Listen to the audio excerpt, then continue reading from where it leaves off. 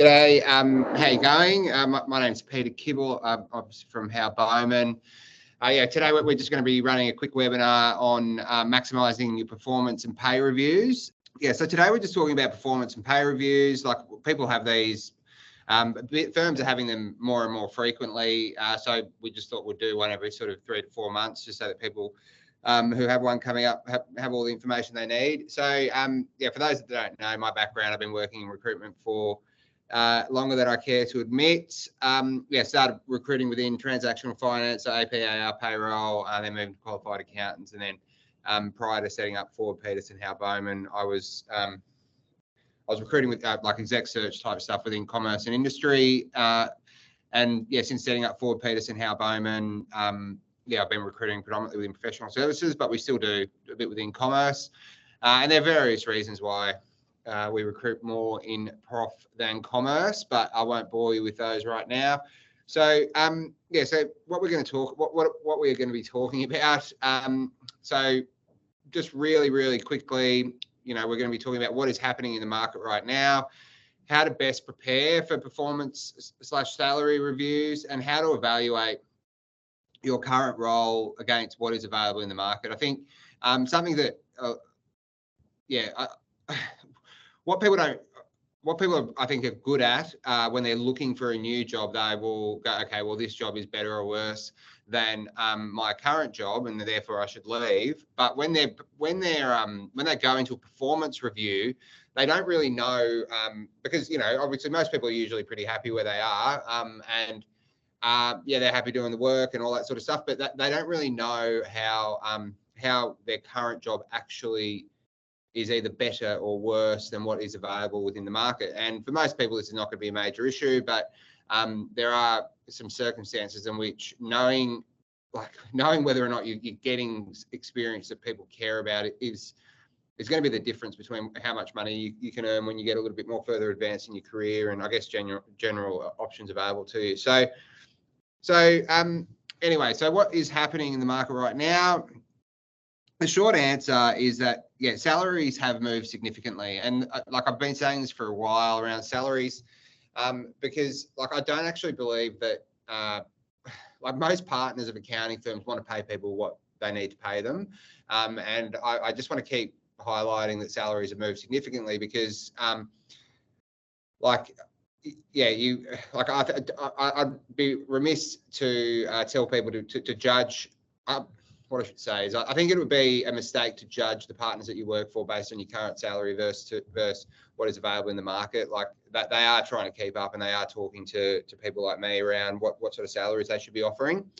But that being said, it could be the case that you're stuck in, obviously stuck in a firm that doesn't. That's ignored inflation. So, there's a very, very real chance that you're underpaid at the moment. But obviously have a chat with your partners about that.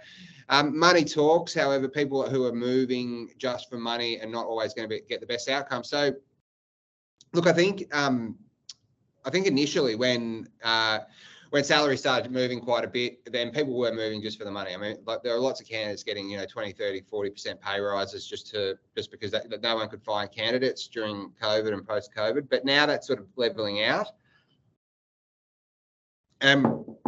What we're seeing when we're speaking with candidates, we've surveyed quite a few people. Well, we survey hundreds and thousands of people around the different reasons why they like or don't like their current job. And so what we've found is that most people will not move just because of money. And it's rarely a motivator to leave a job, money. So if money is the main thing, but you love everything else about where you work, then, we would always encourage you to see whether or not you can figure it out with your current employer.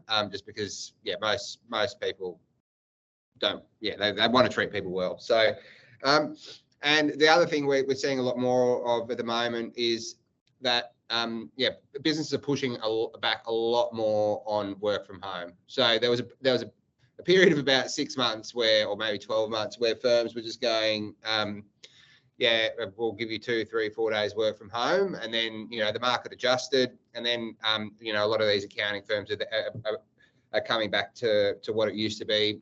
Most firms are happy enough to offer a day from home, but yeah, like in my experience, the greater the flexibility, or the greater, I mean, it's a balance, but like firms that have to offer 3-4 days work from home, they're doing that because they have a really hard time attracting staff. Whereas the better firms, you know, they might have valid reasons for offering lots of work from home, but the stronger firms, the ones that don't need to work so hard, like especially in the CBD and those sorts of places, are pretty unlikely to offer more than a day from home. So that's just something to bear in mind. So on to the meat of the sandwich. So how to best prepare for performance and pay review. So look, I think the most important thing is just prepare as you would for any meeting, really. So like if you're going to a job interview, you need to know what you've been doing over the last 12 months. Like you need to be able to go in and sell yourself. And so the simplest way, or the best or most effective way of doing that would probably be using STAR examples. So situation, task, action, result. We keep coming back to STAR just because it's easy to remember and it's effective. And I would argue that STAR, you could use STAR for most meetings. So no matter what you want to talk about, if you start positioning everything in terms of situation, task, action, result, it will make sure that you're at least evaluating what you're talking about, and ensure that you only provide examples where you've actually achieved a result. And so yeah, that's really, really important. And then what can you do today that you couldn't do at your previous review? So this is actually a way, when I wrote this, I didn't really think that you'd use this to evaluate your role. But like if you're in a business and you're not, and you can't do anything that you couldn't do 12 months ago, then you've got to ask yourself whether or not you're in the right firm or right business, and whether or not you're actually learning anything. But yeah, it's important that you're able to come. Essentially, what you're trying to do whenever you go into any meeting is present the person that your counterpart with a business case as to why you're worth what you think you're worth. And so, and a lot of the time, I would also encourage people to start thinking about non-financial metrics that will improve your life in some way, shape, or form. So, like things like, what sort of training and development opportunities will be available to me if I achieve X? Like you might want to do the Masters of Tax or something, or CTA, sorry.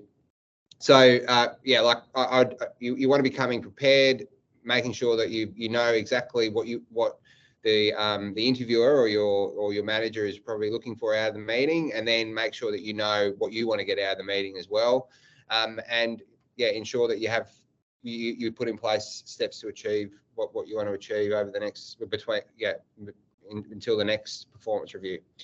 So that brings us on to like how to evaluate your current role against what is available in the market. And so the first point is don't be so sure of what you want that you wouldn't take something better. I speak to, I don't know how many, but like it'd be between 100 and 200 people working in accounting every week, and so we a lot of the time,